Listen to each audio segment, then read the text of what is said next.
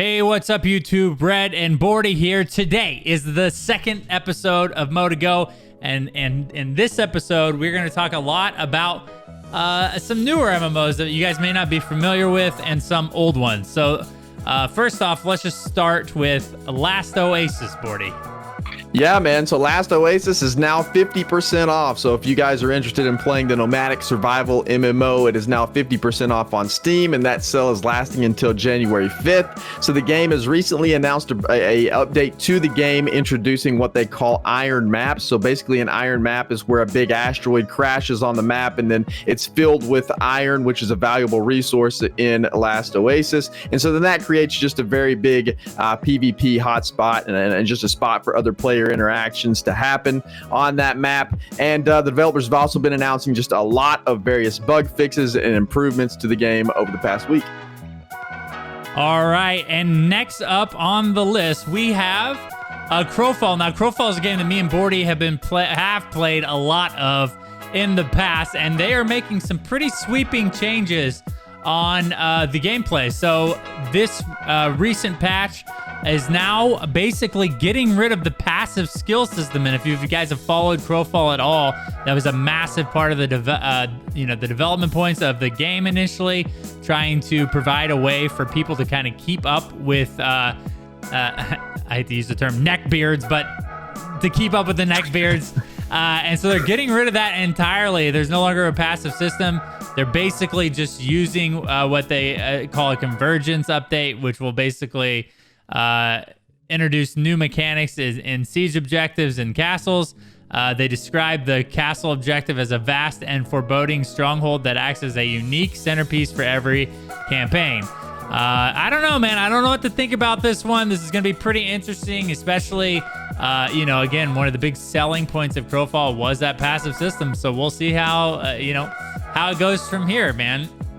Yeah, that's some big news for that game for sure. So moving on to Profane, man. So if you're not familiar with Profane, it's an upcoming indie sandbox. It's a full loot PvP MMO. So it doesn't have a release date as of yet, but it does have an upcoming alpha in 2021. But the news for this particular game is they've recently shown off some of their animations and simulations of how alive they expect the game to be.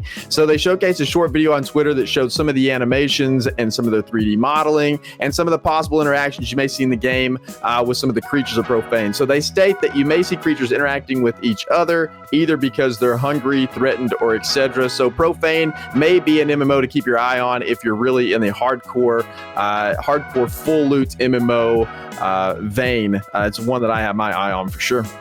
Yes, sir. All right, so we got some news from, oddly enough, Chronicles of Elyria. Now, Chronicles of Illyria has had a pretty shady, I guess most would say, past here in 2020. So basically, if you are not familiar with Chronicles of Elyria, is an upcoming MMO that was centered around like families or player created families that would eventually your character would kind of grow up, have children, and then die. And then you would take over your son or daughter or whoever your heir would be.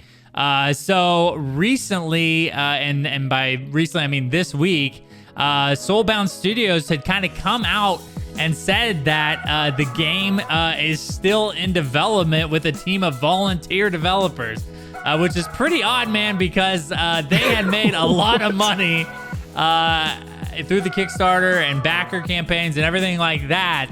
And they came out in spring of 2020 and said the game was basically canceled. So dude, I don't know what to think about this. I've never really been, I've been aware of the game, but I've never been like a real big backer of the game. So I guess time will tell, man. Hopefully they don't get everybody excited and then, cancel the game again or whatever. But as of now, Chronicles of Elyria is back on, dude. All right, man. We'll just have to follow along and see how that one goes. So we also have news today about Conan Exiles. So there was recently a producer letter published on the Conan Exiles news feed on their website. And there was a big expansion that launched for this game back in 2020, earlier this year, and it was called the Isle of Siptah. So the expansion received a little bit of negative feedback from the community, and this specific producer letter that they published addressed all all of that negative feedback. They even broke it down into this nice little chart that showed what negative feedback they received and then how they're going to fix those things moving forward. So they stated in their letter that they're going to improve the Isle of Siptah expansion significantly moving forward, and they also give a breakdown of all of the specific aspects that they are going to improve, and it's a pretty lengthy list, so I'll make sure to link all of that information down below. All right, well, it's interesting, Bordy, because a lot of these survival sandbox games are getting updates all at the same time. So we'll see, man. The Steam sale is a good time to pick up a lot of these games. I think a lot of them are on sale right for sure. now. So one game that we are going to talk about today is near and dear to our buddy Taken. Just like a moment of silence for him and his anticipation. A moment of silence for Core Punk. Because Core Punk, Bordy, has been delayed. The beta test, the closed beta test has been delayed. It was initially thought that it would be playable in winter of 2020, and now it has been delayed at least one season to spring of 2021. And here's a direct quote. We really wanted to let you play Core Punk CBT this winter. Closed beta test. For those unfamiliar with the acronym, like me, because I just read over it. Unfortunately, we won't be able to deliver the level of quality that we want within the time frame. Between the pandemic, lockdowns, remote work, recent releases of Shadowlands and Cyberpunk 2077, there's a lot going on right now. Ultimately, however, it is not even about that. No matter the circumstances, making a AAA MMORPG just takes a lot of effort. Be patient. Dude, there's a lot of like weird information in this thing. Number one, like closed beta. That seems like the game is pretty close to launching at this point. It seems like it, yeah. Dude, I like how they kind of said like, by the way, we've kind of been playing these other video games. That's why the game's not done. I thought that was pretty funny too. Yeah, that was funny. But understandably, there's some delays because we're in 2020. I mean, let's just face it. Also, dude, a AAA MMO. I had no idea this was a AAA title. Did you? Or a self-proclaimed AAA title? No, I didn't either until I read that quote. I found that pretty interesting as well. There's a lot to break down there for sure. And there's an entire article on it that's I would recommend that anybody interested in Core Punk go read. Yeah, for sure. Yeah, all right, so one of the other games we wanted to cover here, this is pretty big news, actually, for any Life is Feudal fans, and it's actually pretty sad. This was a game that I also played, and I did quite enjoy the game. Life is Feudal MMO is shutting down.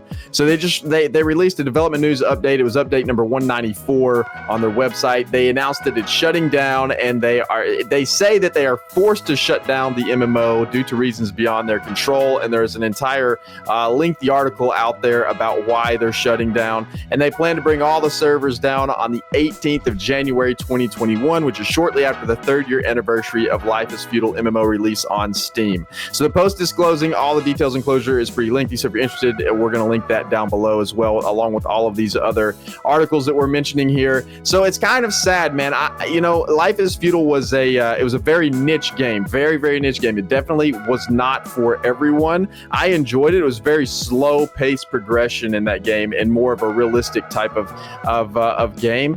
But it's always sad to see an MMO shut down because you're talking about people's jobs, man. That's people's livelihoods that just are kind of gone out the window whenever a game like that shuts down, So kind of sad news to hear, man.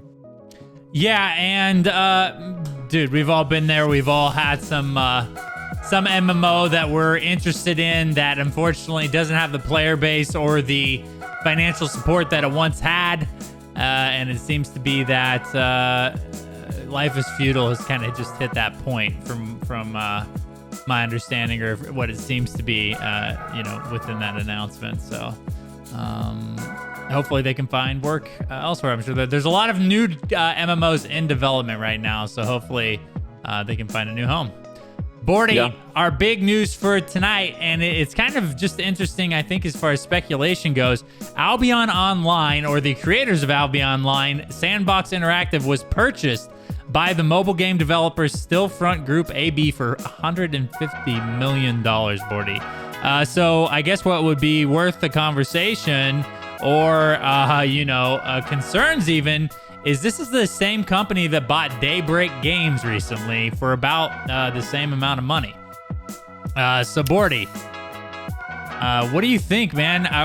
Do you think players of Albion Online should be excited now that, you know, a mobile game developer has bought it, and maybe those mobile versions of Albion will actually be playable on iOS and other platforms? Or should they be concerned because Daybreak Games is just a poop show usually, and anybody willing to buy that poop show, you know, it's hard to say, man. It's hard to say. I think anytime a game that you love and that you're playing for a long time, that you're highly invested in, gets bought out and is now under new ownership, I do think there is kind of a little bit of reason to be concerned there, because you don't know what direction it's going to go, right? Especially if you're highly invested and you really love the game. You have no idea where they're going to take it or what they're going to do. But on the flip side of that, it could turn out to be a great acquisition. You know, who knows, man? It's so hard to tell in these things until it all unfolds, you know? Yeah, and you know, I think the game has kind of blown up since it went free to play, obviously. It has, yeah. So, you know, it's I think good for players just to know that there is a lot of interest surrounding the game in both a player base and from a financial standpoint. Obviously, a bigger company was willing to purchase it for, I would say, a pretty decent sum of money given how small that game was after launch. You know, it kind of tanked there for a while when it was still in like a subscription-based gameplay. So it's made a massive turnaround. So that should excite players. They keep coming out with new content. They've had a massive drop recently. And so, yeah, dude, I think Albion has a bright future. Me and you have talked about this game a lot. It's potentially just like blowing up because of the mobile version. So maybe those will actually get done, and the player base could explode at that point. Yeah, maybe so. I mean, it definitely seems like this could push it in that direction. So I guess we'll just have to wait and see, man. Something we'll be following along with for sure. Yes, sir. All right, Bordy. Well, that does it, man. Another episode of Mo to Go. Let us know any games that you guys want to hear about or hear news about. Let us know in the comments below. Thank you guys for watching so much. Don't forget to hit the subscription button, the notification bell for more videos like this. And until next time, we'll see ya.